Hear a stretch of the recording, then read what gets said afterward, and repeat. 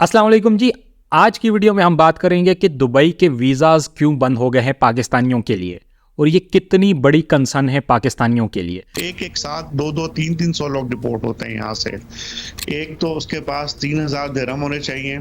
आप लोगों का सोशल मीडिया की यूजेज है वो बहुत आउट ऑफ लाइन है। अनफॉर्चुनेटली हमारे मुल्क के लोगों ने कुछ डिमॉन्स्ट्रेशंस की थी, उसके बाद उन्हें डिपोर्ट कर दिया सबको। जहाज में दाखिल होते ही वो वीडियो बनाकर टिकटॉक पे डाल देते हैं। तो सबसे पहले बात करते हैं कि दुबई में अभी एमनेस्टी स्कीम आई हुई है 31 अक्टूबर यानी 31 अक्टूबर। तो इस स्कीम के थ्रू दुबई में जितने भी लोग गए हैं विजिट वीज़ा वगैरह पे और वो वहाँ पर ओवरस्टे हो चुके हैं या उनके डॉक्यूमेंट्स ठीक नहीं है, अगर उनके पास एक जॉब है तो वो जगह जगह दुबई की इमिग्रेशन ने जगह जगह ऑफिसेज बनाए हुए हैं, वहाँ पर वो लोग जा सकते हैं और अपने आप को रजिस्टर कर सकते हैं और वहाँ पर लीगलाइज हो सकते हैं। और हो सकता है काफ़ी सारे लोग जो रजिस्टर हो जाएं उनको भी बाद में डिपोर्ट कर दिया जाए। तो ये एक स्कीम है वहाँ पर पॉपुलेशन को बैलेंस करने के लिए। तो अब बात करते हैं कि जो वीज़ा है, ट्रैवल वीज़ा है, वो पाकिस्तानियों के लिए क्यों बंद है। वर्क वीज़ा की समझ आती है कि वहाँ पॉपुलेशन ज़्यादा हो चुकी है, लेकिन ट्रैवल वीज़ा जिन लोगों ने वहाँ प्रॉपर्टी ली है, जो लोग वहाँ ट्रैवल करना चाहते हैं टूरिज्म की बुनियाद पर,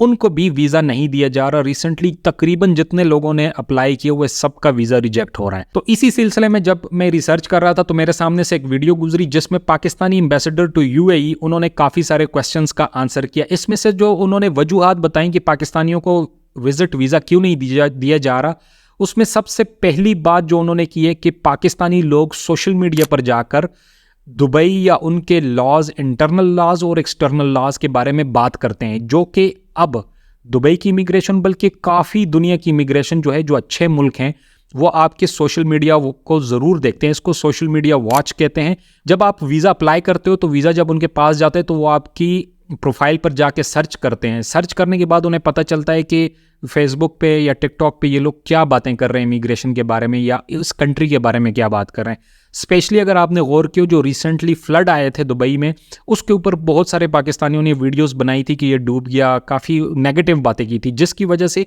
अब सोशल मीडिया वॉच का काम शुरू हो गया दुबई की वीज़ा के लिए। दूसरी वजह उन्होंने बताई है कि दूसरे नेशन के लोग जब दुबई में आते हैं और यहाँ पर अपने पॉलिटिकल प्रोटेस्ट शुरू करते हैं, उसकी वजह से बहुत बड़ा प्रॉब्लम क्रिएट हुआ है। तो दुबई की गवर्नमेंट बिल्कुल नहीं चाहती कि जो 200 नेशनैलिटी के लोग दुबई में रह रहे हैं वो अपने मुल्क का पॉलिटिकल बैगेज या वो चीज़ें नेगेटिव चीज़ें लाकर इनके मुल्क में प्रोटेस्ट करें। भाई आपका क्या काम है दुबई में जाके प्रोटेस्ट करने का अपनी हुकूमत के खिलाफ या अपनी एम्बेसीज के सामने जाकर अपने आप को बेइज्जत करने का? आपकी क्या वजूहत है, इसकी क्या इंटेंशन है? और उसका रिजल्ट आप लोग अभी देख रहे हैं कि पाकिस्तान के वीज़ा बिल्कुल बंद हो चुके हैं। जिन लोगों का वीज़ा लगा हुआ है सिर्फ वही जा रहे हैं, जो नए पहली दफ़ा वीज़ा लगा रहे हैं उनका वीज़ा बिल्कुल 100% रिजेक्ट हो रहा है। इसके अलावा यही प्रोटेस्ट वगैरह की कंप्लेन सऊदी अरेबिया से भी आई है कि वहाँ पर पाकिस्तानी लोग जाके पॉलिटिकल प्रोटेस्ट कर रहे हैं या कोई रिलीजियस प्रोटेस्ट कर रहे हैं। आप समझ सकते हैं किन चीज़ों के बारे में मैं बात कर रहा हूँ। तो इसकी वजह से इमिग्रेशन में बहुत बड़ा प्रॉब्लम क्रिएट हो रहा है। तीसरी वजह जो बताई है एम्बेसडर साहब ने कि वीज़ा क्यों बंद हुए, उसकी एक वजह यह है कि यहाँ पर जो क्राइम हो रहे हैं उसमें पाकिस्तानियों की बहुत बड़ी तादाद है। चौथी वजह उन्होंने बताई है कि बेगिंग बहुत ज़्यादा हो गई है। पाकिस्तान से माफिया बैठे हुए हैं जो लोगों को वीज़ा पे बेचते हैं, दुबई, सऊदीया, इवन जापान तक।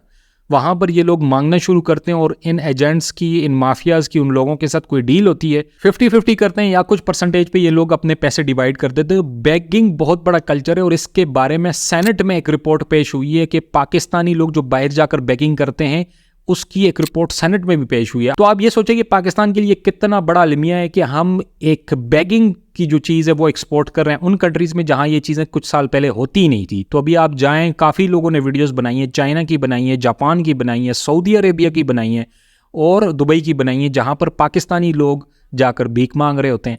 तो इसकी वजह से ये बहुत बड़ा कंसर्न है। वो लोग ये गंद नहीं चाहते अपने मुल्कों में।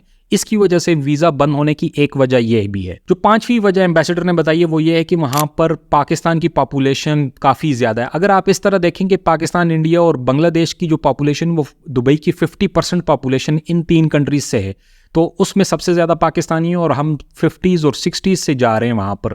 तो अब उसको बैलेंस करने के लिए वो पाकिस्तानियों को वीज़ा कम इशू कर रहे हैं। तो अभी जो बातें मैंने आपको की हैं ये मैं आपको एम्बेसडर साहब के मुंह से भी ये बातें सुनवा लेता हूँ। उनकी वीडियो मेरे पास पड़ी हुई है, मैं इसके साथ लगा के हम सब इस वीडियो को थोड़ा देखते हैं कि ये एम्बेसडर साहब ये बातें जो कर रहे हैं क्या ये वैलिड रीजंस हो सकती हैं या नहीं।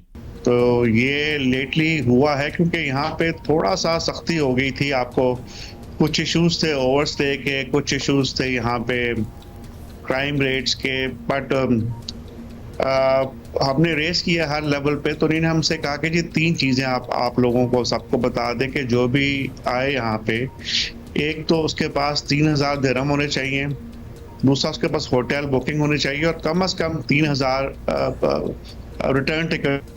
यहाँ की तकरीबन 50% आबादी 3 ममालिक के लोग हैं, हिंदुस्तान, पाकिस्तान और बांग्लादेश।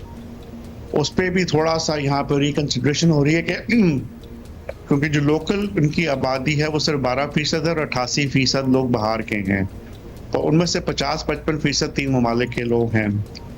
दूसरा, यहाँ पे इन्होंने एक एमनेस्टी का भी ऐलान किया हुआ है जो 31 अक्टूबर तक ख़त्म होगी। उस सिलसिले में हमने अपनी जो काउंसलर फैसिलिटीज़ है सैटरडे को भी हमने ओपन की हुई हैं कि अगर कोई इलीगल है वो अपने जो उनको लीगलाइज करके यहाँ पे रहे। अनफॉर्चुनेटली जी ये हैं and they have raised with us formally कि जी आप लोगों का सोशल मीडिया की यूजेज है वो बहुत आउट ऑफ लाइन है। और वही अजीब सी बात है कि जो लोग यहाँ पे रहते हैं या यहाँ पे सयाहत के लिए आते हैं, इनकी खारजा और अंदरूनी पॉलिसीज़ को क्रिटिसाइज करना शुरू कर देते हैं और यहाँ पे ये चीज़ अच्छी निगाह से नहीं देखी जाती अनफॉर्चुनेटली। दूसरा, आपने सही कहा कि यहाँ पे तकरीबन 200 नेशनैलिटीज़ के लोग यहाँ पे रह रहे हैं। अगर हर आदमी अपने अंदरूनी मसाइल यहाँ पे करना शुरू कर देगा तो एक केओस आ जाएगा। रूल ऑफ लॉ यहाँ पे बड़ा पर्टिकुलर है। अनफॉर्चुनेटली हमारे मुल्क के लोगों ने और कुछ और ममालिक के लोगों ने यहाँ पे कुछ डिमॉन्स्ट्रेशंस की थी, उसके बाद उन्हें डिपोर्ट कर दिया सबको। तो ये they very strict on these things. और तीसरी चीज़ जो आपने कहा कि लोग यहाँ पे अनफॉर्चुनेटली आते हैं विजिट वीज़ा पे एंड देन दे डिसअपीयर, ये बड़ा मेजर फैक्टर है and they are very concern कि यार लोगों को मालूम नहीं होता, इसलिए इन्होंने एमनेस्टी का किया कि ताकि लोगों को मालूम किया जाए। चौथा, आपने अनफॉर्चुनेटली बेगिंग का भी असूल था। तो ये there are host of issues but it is a crisis. दूसरा, मैं हमेशा पाकिस्तानी को कहता हूँ कि मैं अनफॉर्चुनेटली कई दफ़ा मैंने लोगों को टोका है कि वो जब ट्रैवल कर रहे होते हैं उनका लिबास ठीक नहीं होता फ्रैंकली, और वो ही दैट्स अ लॉन्ग इम्प्रेशन। अगर आप इधर इनके कल्चर में आए, ये लोग बड़े पाकीज़गी का ख्याल रखते हैं, इतर लगाते हैं। दूसरा, कई दफ़ा मैंने भी लोगों को मना किया, लोग एक जहाज़ में दाखिल होते ही वो वीडियो बनाकर टिकटॉक पे डाल देते हैं। ये चीज़ें यहाँ पे मायूब समझी जाती हैं इस माशरे में, और ख़ास तौर पे इनके लिए, अपने लिए भी, और ख़ास तौर पे इनके जो गैर मुल्की मेहमान आए हुए होते हैं उनके बिहेवियर से। तो ये चीज़ें हैं कि मैं हमेशा कहता हूँ कि तालीम से ज़्यादा तरबियत की ज़रूरत है।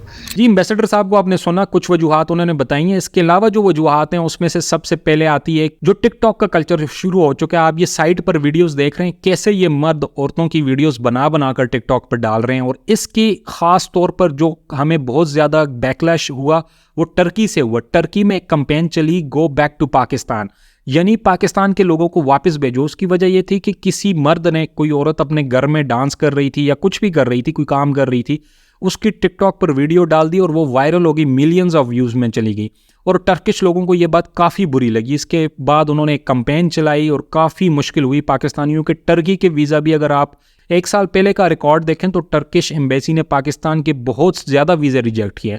अभी टर्किश एम्बेसी के वीज़ा ठीक हो गए, अभी उस पर मैंने वीडियो भी बनाई है, अभी वीज़ा रेशो काफ़ी अच्छी होगी। लेकिन 1 साल पहले जब ये कैंपेन चली थी तो पाकिस्तानी को वीज़े धड़ाधड़ रिजेक्ट हो रहे थे। तो ये वजूहात होती हैं। इसके अलावा एम्बेसडर साहब ने एक और बात भी इसमें की, आप पूरा इंटरव्यू सुन सकते हैं यूट्यूब पर जाकर।